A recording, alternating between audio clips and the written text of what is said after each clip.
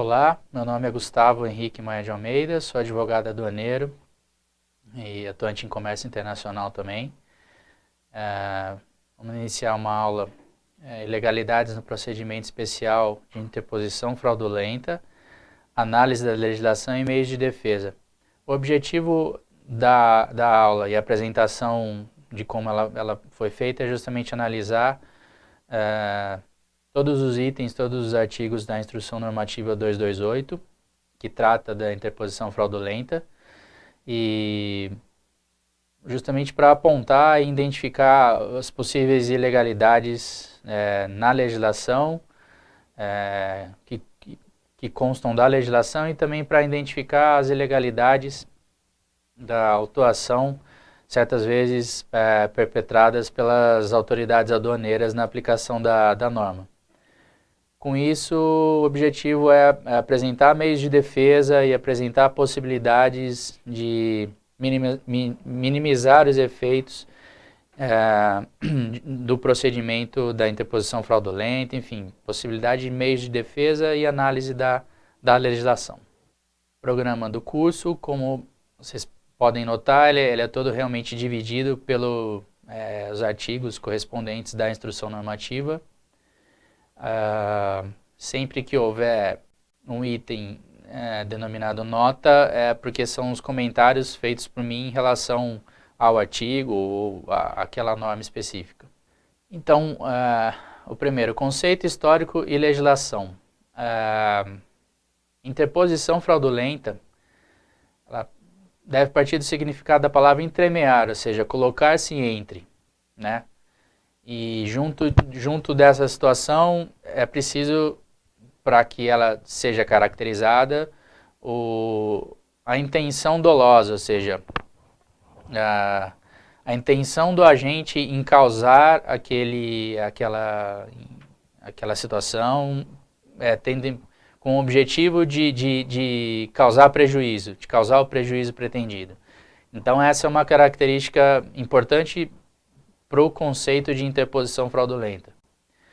É preciso que a atitude do agente seja dolosa, ou seja, ele deve ter a intenção de causar o prejuízo por meio daquela atitude. Então, um conceito.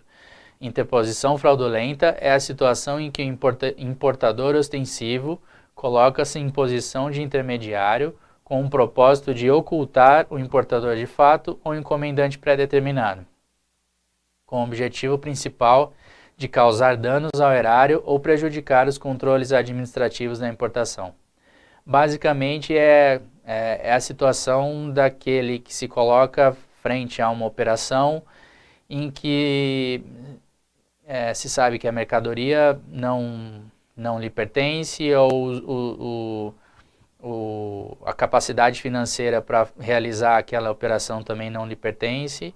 Então é a figura do sujeito que se coloca numa posição com o intuito doloso, com a intenção de realizar aquela operação para causar prejuízo.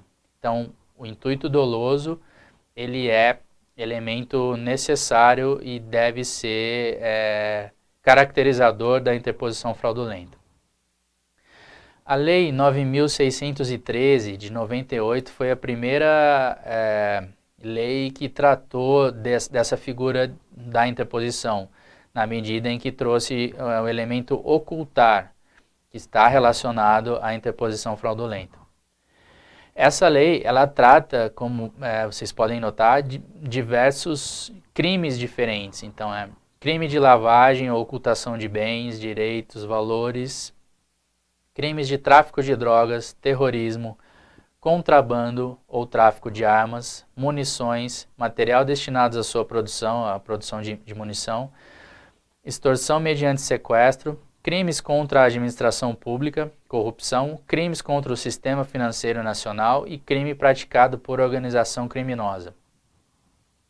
A partir daí, eu posso dizer uma outra característica importante da interposição fraudulenta. Além da necessidade do elemento doloso, a interposição fraudulenta, necessariamente, ela sempre deve seguir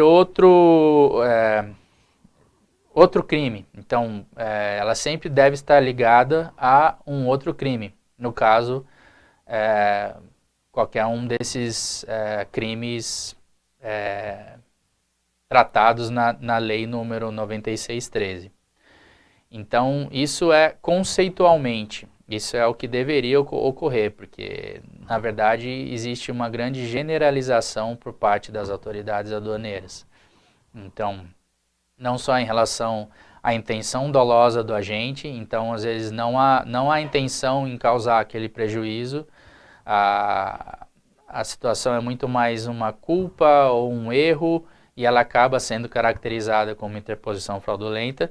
E um outro elemento importante, que não verificar que aquela atitude caracterizada como interposição fraudulenta se está ligada a um crime antecedente ou não.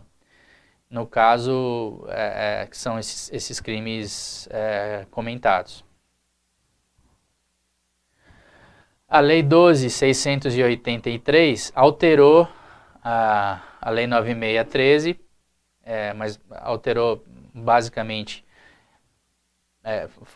o sentido foi mantido, ou seja, sentido de ocultação, e na verdade, logo no primeiro artigo a gente percebe a alteração, ou seja, anteriormente era ocultar ou dissimular a natureza, origem, localização, disposição, movimentação ou propriedade de bens, direitos ou valores provenientes, direta ou indiretamente de crime. A Lei 12.683 de 2012 apenas alterou de crime para infração penal, mas na verdade o sentido é o mesmo. É a ocultação, a dissimulação. Então nota, comentários a respeito dessa descaracterização da interposição fraudulenta, que basicamente é o que eu comentei. Existe uma generalização muito grande em relação à natureza da interposição fraudulenta, que necessita de um elemento doloso, que necessita a sua ocorrência estar ligada a um crime antecedente, só que existe uma grande generalização nas autuações. As autoridades aduaneiras, em certa medida, acabam generalizando. Então, às vezes, simples erros documentais, simples diferenças de tributos, ou seja, situações em que poderiam ser encaixadas ou que poderiam receber um outro tipo de tratamento por existir normas específicas para tratar desses temas, acabam sendo generalizadas e colocadas como se assim fosse em interposição fraudulenta realmente.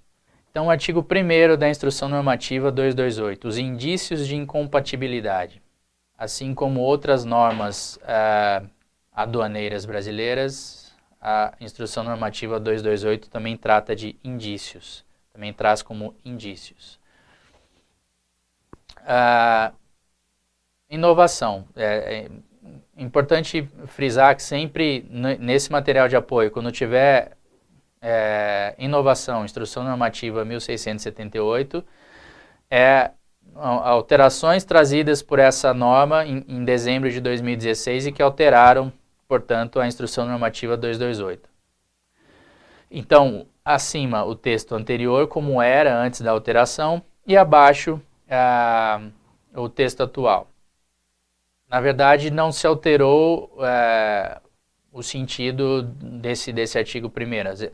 Foi simplesmente uma alteração de termos. Então, ao invés de as empresas que revelarem indícios, agora a empresa que apresentar indícios de interposição fraudulenta, e aí o restante permaneceu, ou seja, o entendimento é o mesmo. A ideia é a mesma. Então, é a empresa que apresentar indícios de interposição fraudulenta de pessoas mediante incompatibilidade entre os volumes transacionados no comércio exterior e a capacidade econômica e financeira, ficará sujeita ao procedimento especial de fiscalização estabelecido nesta instrução normativa. Artigo 1º, objeto do procedimento. Parágrafo 1º do artigo 1º, na verdade. Então, o procedimento especial a que se refere o caput visa identificar e coibir a ação fraudulenta de interpostas pessoas em operações de comércio exterior, como meio de dificultar a verificação da origem dos recursos aplicados ou dos responsáveis por infração à legislação em vigor. Então, basicamente, é a identificação da mercadoria em si, de sua origem, a identificação dos recursos empregados nessa operação e das pessoas envolvidas nessa operação relacionada à mercadoria e aos volumes, a análise da capacidade, da origem desses elementos. Artigo 2º, a escolha das empresas, ou seja, a escolha no sentido de as que serão inseridas nesse procedimento. Houve uma revogação, na verdade, né, no artigo 2º. Anteriormente era a seleção das empresas sujeitas à aplicação no procedimento previsto no artigo 1º decorrerá de cruzamento de informações de natureza contábil e fiscal extraídas da base de dados da Secretaria da Receita Federal. Na verdade, na prática não era muito dessa forma que ocorria, na verdade não existia aparentemente esse cruzamento de dados e era muito mais ali no dia a dia em que os fiscais, as autoridades aduaneiras escolhiam as empresas conforme eles bem pretendiam, na verdade. Como passou, então esse artigo 2º tratava dessa escolha que as autoridades aduaneiras realizavam e como era feito esse critério de identificação das empresas para serem objeto desse procedimento. Então, na verdade, foi revogado, não existe mais nesses termos como era estabelecido nesse artigo 2º.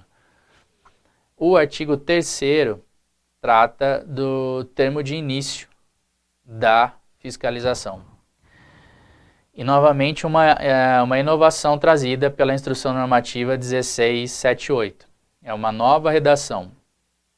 No texto anterior, do texto anterior, o trecho que está destacado foi inserido. Então, o procedimento especial de fiscalização previsto nessa instrução normativa será instaurado no curso de procedimento de fiscalização, amparado por termo de distribuição de procedimento fiscal de fiscalização, de que trata a portaria 1687, mediante termo de início, com ciência da pessoa fiscalizada, contendo as possíveis irregularidades que motivaram a instauração. Eu destaquei a parte final porque, na verdade, é a mais importante, que trata da motivação do termo de início. O termo de início, sob pena de nulidade de todo o procedimento, na verdade, ele deve ser motivado, ou seja, as autoridades fiscais têm de necessariamente apresentar quais são os indícios de irregularidade. Não basta simplesmente inserir de uma forma pontual no termo de início. É preciso que esses indícios sejam relatados, sejam apresentados e que haja um contexto, que seja explicado o fato que ocorreu e onde estão inseridos esses indícios de irregularidade. A imotivação do termo de início caracteriza e possibilita o pedido via o pedido judicial de nulidade de todo o procedimento. E até é a recomendação que eu faço. Até mesmo porque, como é possível notar, ainda que não tivesse sido inserido e o novo texto da instrução normativa não fosse esse já deveria ser necessariamente o que deveria ocorrer, ou seja, mesmo antes de dezembro de 2016, com a alteração da norma, a motivação do texto sempre foi exigida, sempre era dessa forma que deveria ocorrer. Então, com a alteração e a fixação na própria norma de que as possíveis irregularidades que motivaram o procedimento devem estar inseridas no termo de início, é mais um elemento justamente para justificar e para impor às autoridades fiscais aduaneiras que esses documentos, esses termos de início de verificação do procedimento sejam realmente consubstanciados, ou seja, sejam apresentados realmente os porquês e analisados os indícios como um todo, concretamente.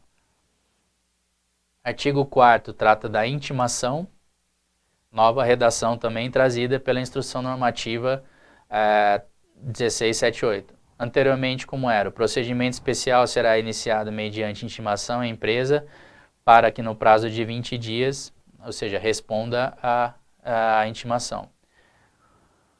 A alteração, na verdade, o prazo foi mantido e só houve uma mudança de palavras. Então, passou a ser: durante o procedimento especial de fiscalização, a empresa será intimada a comprovar as seguintes informações no prazo de 20 dias.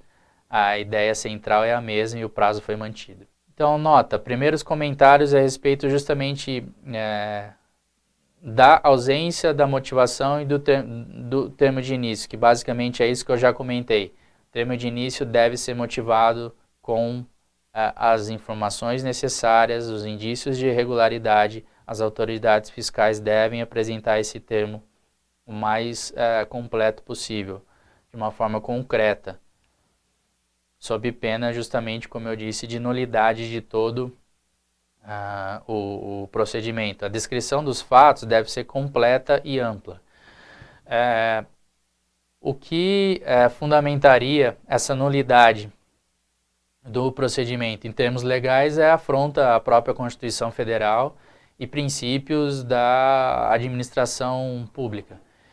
Então, é o princípio do devido processo legal, é o princípio de que ninguém será privado da liberdade ou de seus bens sem o devido processo legal, que é o princípio do devido processo legal, direito do contraditório e da ampla defesa, tanto na via administrativa como na via judicial. Então, princípios constitucionais que são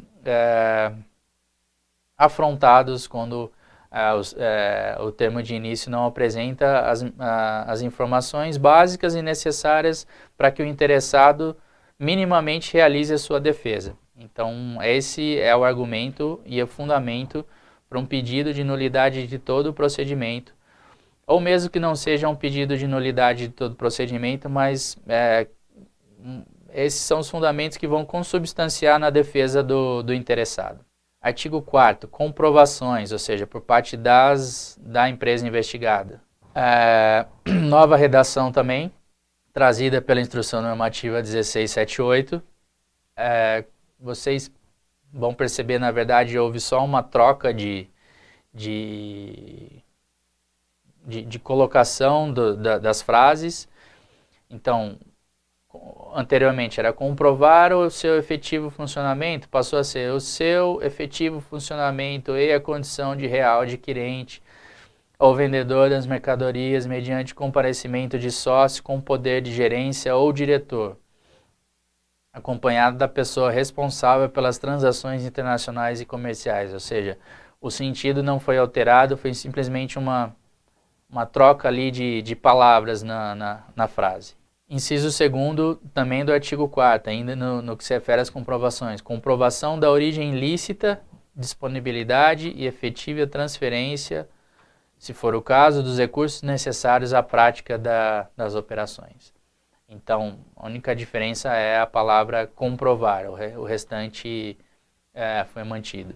Artigo 5º, os documentos que devem ser apresentados pelas empresas. Artigo 5º, para a verificação das informações e responsáveis. Então, identificação pessoal, documentos da constituição da empresa e suas alterações, ou seja, contrato social e alterações, comprovatórias do vínculo dos representantes da empresa com a empresa, comprovatórios do funcionamento efetivo da empresa, comprovatórios da efetiva participação da empresa nas transações comerciais, como as cópias dos instrumentos de negociação. Artigo 6º, outros documentos e informações. Para efeitos do cumprimento do disposto do inciso 2º do caput do artigo 4º, além dos registros e demonstrações contábeis, poderão ser apresentados, entre outros, elementos de prova. Então, integralização no capital social, transmissão de propriedades, bens e direitos e financiamento de terceiros por meio de instrumentos de contrato de financiamento ou de empréstimo. O importante frisar nesses outros documentos, uma grande ferramenta utilizada pelas autoridades nesse tipo de procedimento é justamente o contrato social da empresa. É importante que seja verificado o capital social da empresa, as atividades constantes ali do contrato social da empresa, se estão de acordo com as atividades atuais realizadas pela empresa.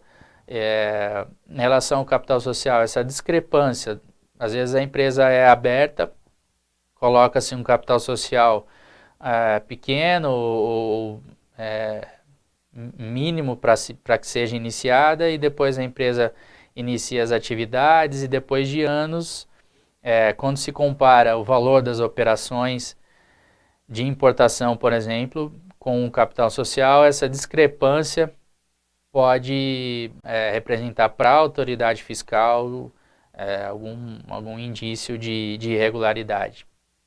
E na prática eu já vi situações como essa mesmo. A primeira questão analisada, o contrato social da empresa, o capital social. Ali geralmente é o primeiro indício de irregularidade e apontado e apresentado pela autoridade fiscal. Então, recomendação que seja atentado para esse fato das informações e do capital social constante do contrato social da empresa. Então, comentários a respeito desses temas, né, outros documentos e informações. Basicamente é essa questão do capital social estar defasado em relação às operações atuais da empresa, o que isso pode vir a caracterizar para as autoridades aduaneiras alguma discrepância nesse sentido. E a questão importante a se frisar é em relação a esse direito de fiscalização das autoridades. Até porque, como vocês puderam notar, a relação de documentos ela é extensa, não só documentos da empresa, mas dos seus representantes, em relação até mesmo a financiamento, a valores obtidos pela empresa como financiamento, como bens, direitos, ou seja, a verificação é ampla. Só que ela não é absoluta. Essa verificação de informações e documentos deve seguir regras e deve estar de acordo com o objetivo da investigação. Então, é preciso que as empresas investigadas tenham entendimento nesse sentido, que qualquer requisição que aparente ser fora do objetivo necessário para aquele procedimento específico deve ser contestado, inicialmente na via administrativa e, se for necessário, na via judicial. Esse direito de fiscalização e análise dos documentos é um direito das autoridades, então, como eu apresento aqui, está inserido no Código Tributário Nacional, que é uma regra geral, digamos, mais geral, não é uma regra aduaneira apenas, é uma regra que trata de assuntos fiscais e tributários, ou seja, válido para todos os tipos de investigação. E no artigo 195 do Código Tributário Nacional justamente existe essa... não há limitação para análise de mercadorias, livros, arquivos, documentos, papéis de efeitos comerciais ou fiscais dos comerciantes ou produtores, ou não há limitação na obrigação de exibir esses documentos, desde que, como trata uma regulamentação, a súmula 439 do Supremo Tribunal Federal, desde que a análise, a apresentação desses documentos seja inerente ao objeto de investigação, ou seja, limitado, ou seja, então, como diz a súmula 439, estão sujeitos à fiscalização tributária ou previdenciária quaisquer livros comerciais, limitado o exame aos pontos objetos de investigação. Então, é preciso que se atente a esse limiar, vamos dizer assim, e é preciso que as empresas fiquem atentas ao que, na mínima dúvida se está sendo extrapolado esse direito de investigação ou não, que procure as medidas, que busque as medidas necessárias para conter essa investigação que está ultrapassando o objeto de análise do próprio procedimento aduaneiro. Então, é importante que as empresas tenham conhecimento a respeito disso. As investigações são possíveis, a apresentação de documentos é possível desde que exista mas não é absoluta. É preciso que exista esse equilíbrio que esteja relacionado ao objeto do procedimento aduaneiro. Ainda no que se refere à apresentação de outros documentos e informações, é muito importante a questão da quebra do sigilo fiscal. Até fevereiro de 2016, a quebra de sigilo fiscal, ou seja, a obtenção por parte das autoridades aduaneiras de informações a respeito do sigilo fiscal das empresas só era possível mediante autorização judicial. Essa já era uma decisão consolidada do Supremo Tribunal Federal, já de alguns anos, e que, após a análise de 5 diferentes ações, também no Supremo Tribunal Federal, em fevereiro de 2016, o Supremo Tribunal Federal analisou essas 5 ações diferentes e, digamos que, voltou atrás no entendimento que havia em relação à quebra de sigilo fiscal. Essa decisão de 2011, em que o relator da decisão era o ministro Marco Aurélio, era a regra anterior, na verdade, ou seja, favorável ao sigilo fiscal, ou seja, apenas a quebra mediante autorização judicial. Então, sigilo de dados, afastamento. Conforme o artigo 5º da Constituição, a regra é a privacidade, quanto à correspondência, comunicações telegráficas, dados, comunicações, ficando a exceção, ou seja, a quebra do sigilo submetido ao crivo do órgão equidistante, ou judiciário. Então, esse era o entendimento anterior, ou seja, até fevereiro de 2016. É importante fazer uma comparação em relação à instrução, a essa instrução normativa 228 que está sendo analisada agora. Não há nenhuma referência à quebra de sigilo ou mesmo a apresentação de extratos bancários ou informações nesse sentido. Mas na prática é o que ocorre, então até por isso que eu estou comentando a respeito disso.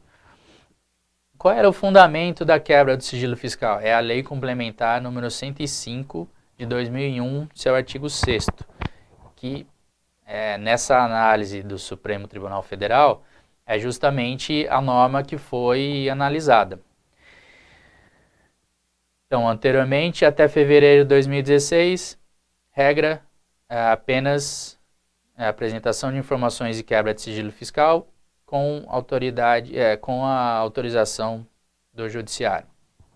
Após fevereiro de 2016, há o entendimento de que a troca de informações entre as autoridades fiscais e os bancos não caracterizaria, em tese, a quebra do sigilo, ou seja, que quando você analisa essas decisões que alteraram esse entendimento no Supremo, verifica-se que é analisado que e é defendido que essa troca de informações entre as autoridades fiscais e os bancos, por exemplo, não se caracteriza quebra de sigilo.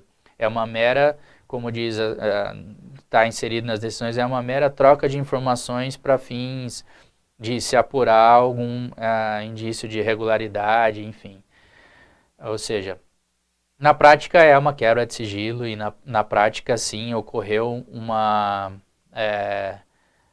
decisão que um entendimento foi alterado, um entendimento de 2011 foi alterado 5 anos depois, um entendimento que já estava consolidado foi alterado.